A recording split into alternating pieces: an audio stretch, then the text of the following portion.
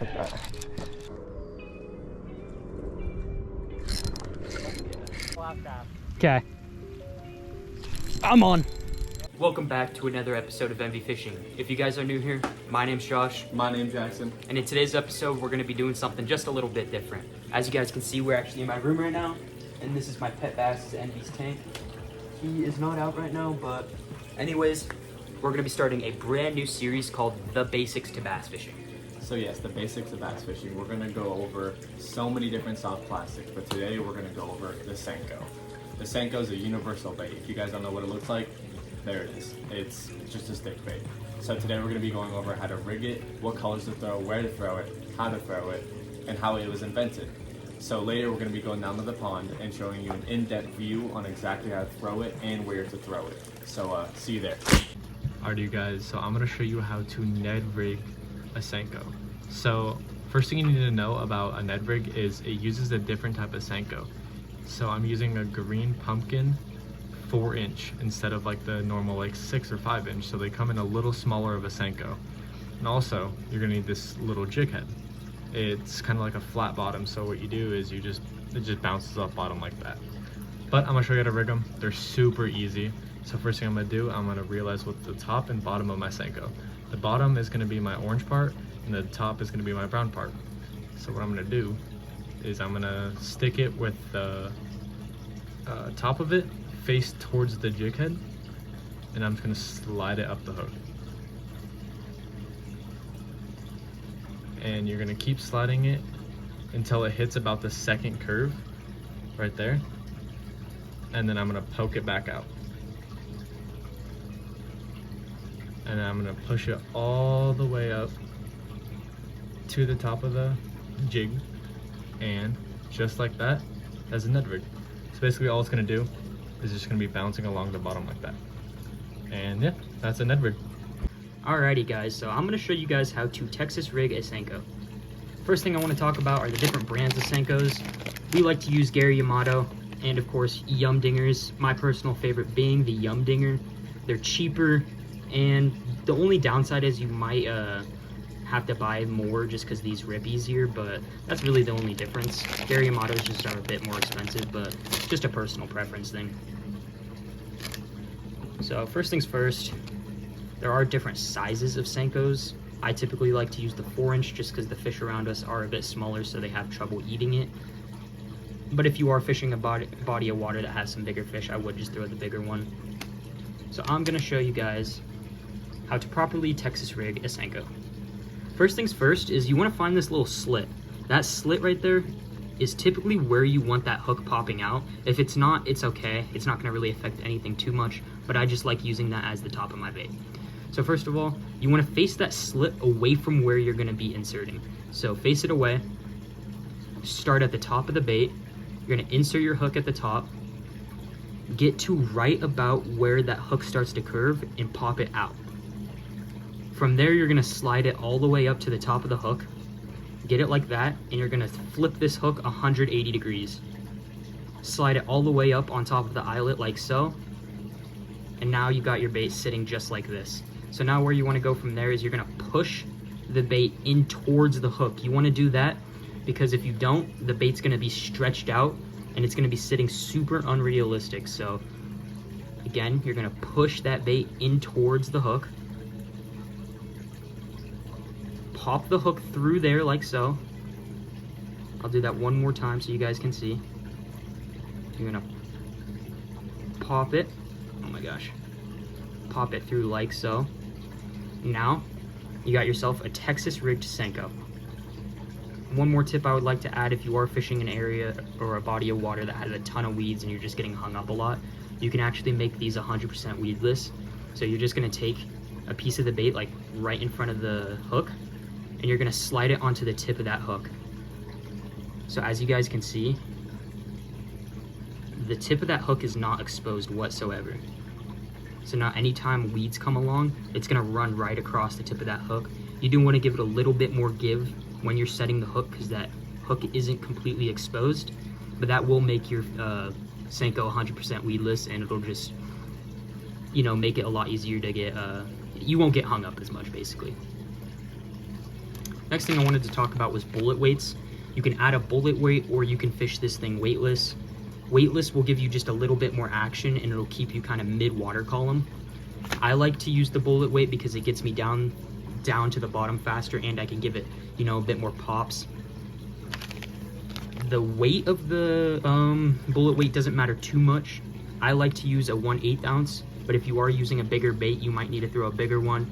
If you're using a smaller bait, you might want to downgrade. But you can just experiment with the different sizes. I typically like to throw a 1/8, so it doesn't matter too much. But that is how you properly rig a Senko. Well, as you can see, I'm back at my house. Me and Josh forgot to go over 2 things when we were at his house, so I'm gonna quickly cover that for y'all right now. So, first thing we forgot is color. Now, I'm gonna go over 4 different types of colors that are probably the most popular, and I'm also gonna tell you why they're that popular. So first, we have chartreuse tip. Now, chartreuse tip is personally for Josh, our favorites. It has like that nice worm type of brown to it, plus you have the chartreuse tip at the end, hence the name. But that tip of chartreuse gets the bass into a frenzy. I don't know why, but it's a perfect bait overall for either clear or even murky waters. So now we're gonna move on to the second bait, which is gonna be the black and blue. Now, black and blue is probably gonna be the best bait for murkier and dirty waters. Why, you may ask, is because it kind of stands out a lot more than, let's say, the chartreuse tip. And also, you kind of want to throw more unnatural colors so they pop out more in murky water, and that's why black and blue is just so amazing for murky and dirty waters. Now, the third is going to be watermelon red. Now, watermelon red is an amazing color overall for either murky or even clear water. It's like the overall just amazing bait. You can get them in different flakes like green or red or blue, and it's just amazing, I'm gonna be honest with you. And our last bait, probably the most popular color there is, green pumpkin. Now, I get the hype, right? I completely get it because I was throwing this earlier and I was slamming bass left and right. You can throw it in clear and dark waters and it slams in 24/7.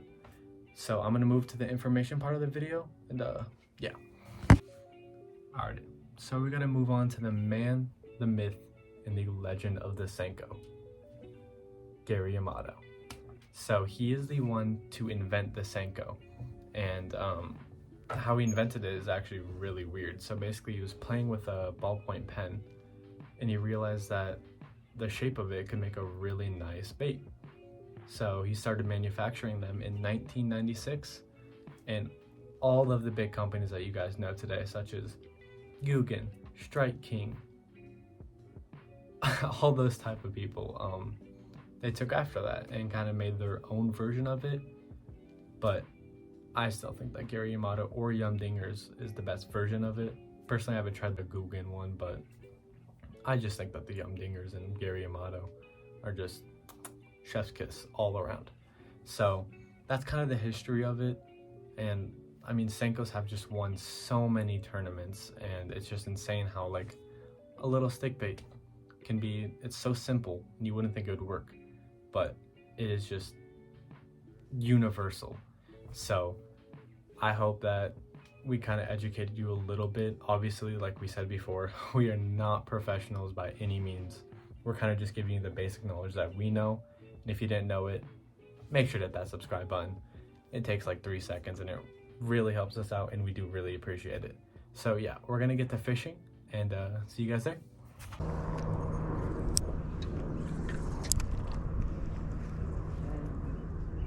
He's showed zero interest in this.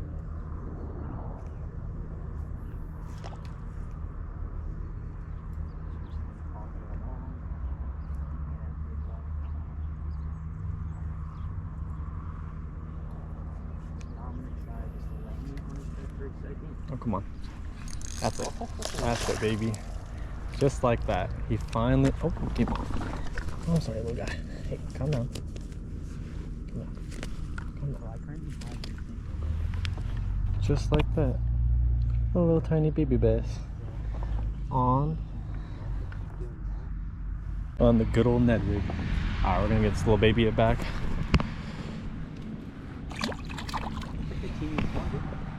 I know, he's so cute. The Ned rig, bro, it's so good. It's so fucking good. Alright, I'm keep moving. Alright guys, I found a bedded bass finally. So I'm just casting right over his bed. I'm gonna let it sink to the bottom. All I'm gonna do is just pop it along until I get to its bed. And once the bait's actually on his bed is when they're gonna typically strike. This guy doesn't seem too interested.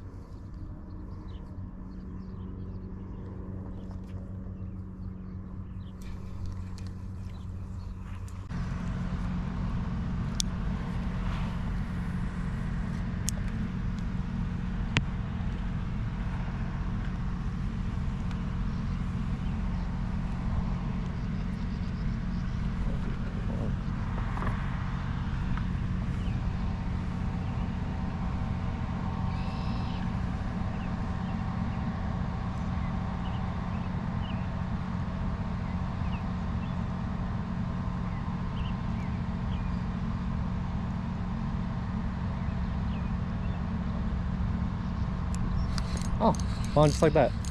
That was even a bedding bass. It's a nicer one too.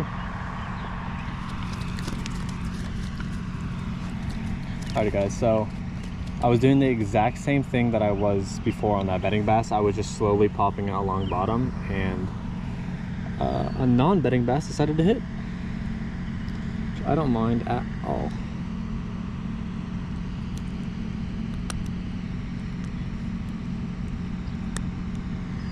Just like that. It's a killer. Just like that. Alright. We got my boy back. Just like that, he's off. And I got some shite on me. It's fucking disgusting. But so the Ned rig is just the absolute best, man. I would highly suggest the Ned rig. Hey, man. I can barely even see this dude.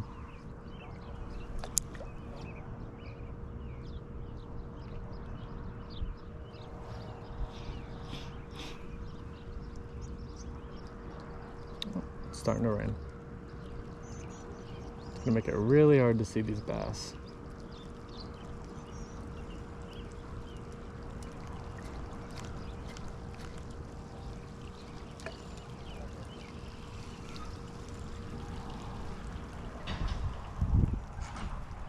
I should roll over soon. Not too worried about rain.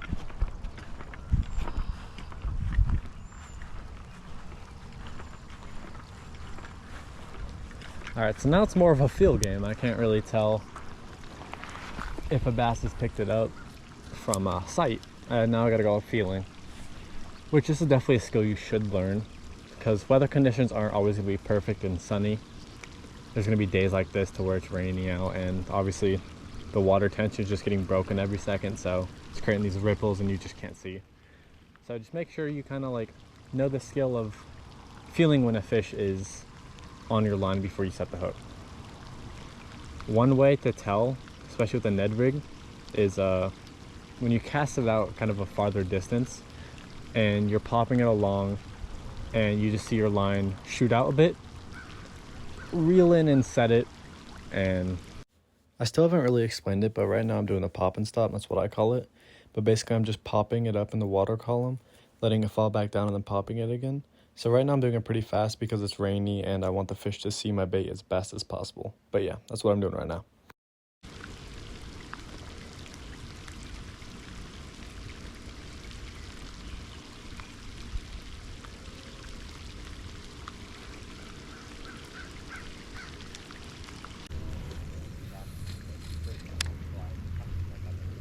That was... oh. By the way, Josh, Yeah. rain's not letting up till 6. Oh. Yeah, so this is my last cast. Okay. I'm on. You on? Yep. Alright, so that right there was a perfect example of what I meant by they'll hit it on the drop. is that I just cast it straight out, and that guy picked it up as soon as it hit the bottom. So honestly seems like a nice fish. I can't really tell because of the ultralight, but that was just perfect.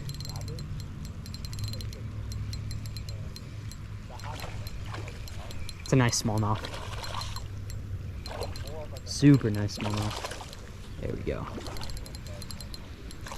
Let's get him up. Just like that. Got him perfectly in the lip right there. And as you guys can see, that worm kind of gets out of your way when you set the hook. So that's why the Texas rig is just such a good rig. Honestly, that is a really nice smallmouth. Let's get him off the hook.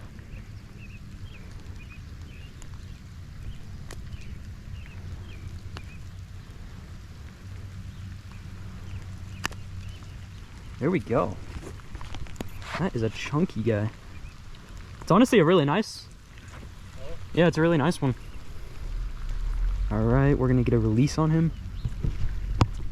Just like that. Most of your fish will come off the drop, but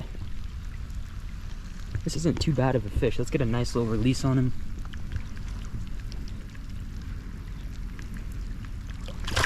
And he's off. A little different, and actually no, I'm not gonna do something different. I'm gonna pop along this tree line. Holy hell, I can cast far.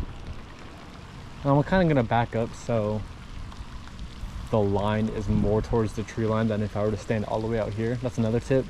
So if I were to stand out here, right, when I'm reeling it back, it's gonna be reeling from the tip of my rod from here. So it's gonna be, you know, out here. But if I back up, it's gonna be closer to these cattails and trees and cover where the bass like to sit. So that's kind of another tip if you don't know.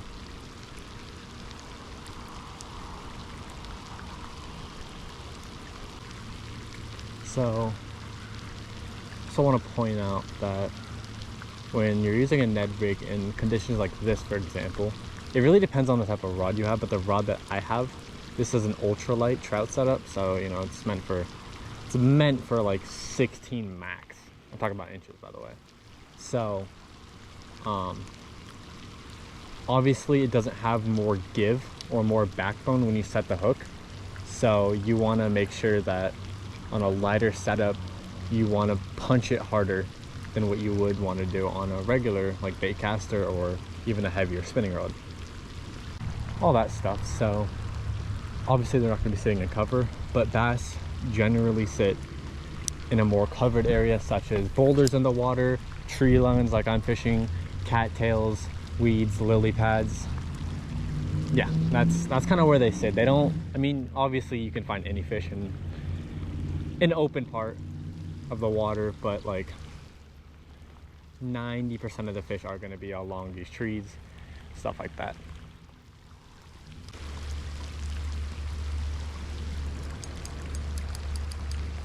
Okay, that's a snag. Look at his casting distance. Look at the bubbles. Are they from the kids? I think so. Probably a steak.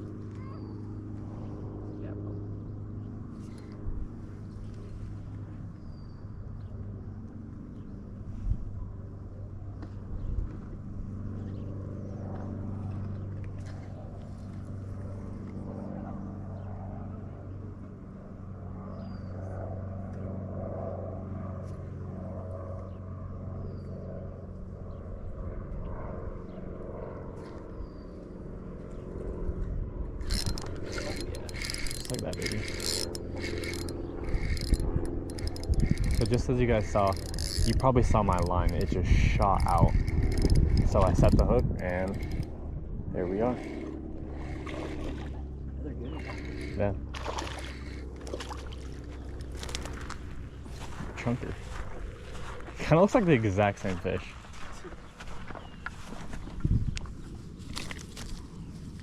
It's a little bit of a darker one. Just fight me on that, but look at that hook scent. You guys can see. She's barely poking out right there. Got that perfect side mouth hook set. And pops out just like that. And the Ned rig strikes again.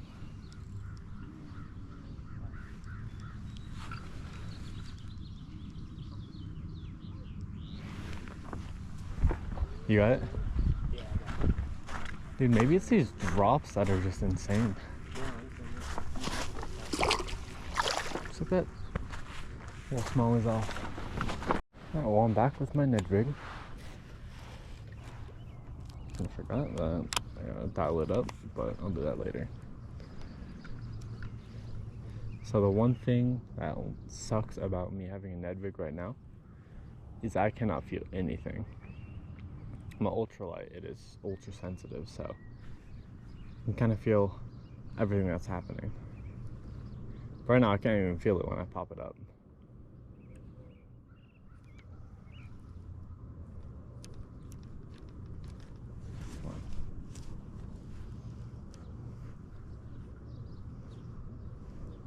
Oh.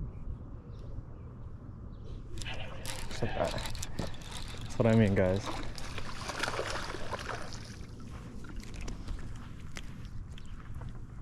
That original Senko did not work, so switch up to a smaller, more finesse, and just like that,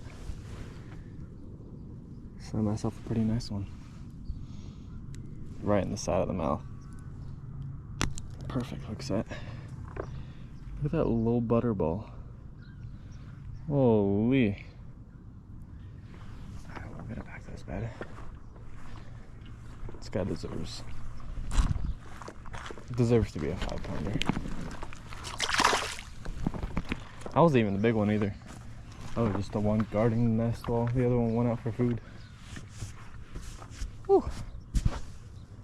Felt nice, but he's back on his bed, so not really worried about him. Well, that's a wrap for today's video. So as you can see, Senko's universal. You can catch any fish anywhere. So yeah, if you guys did enjoy and learn something, make sure to hit that subscribe button, and catch you on the next video.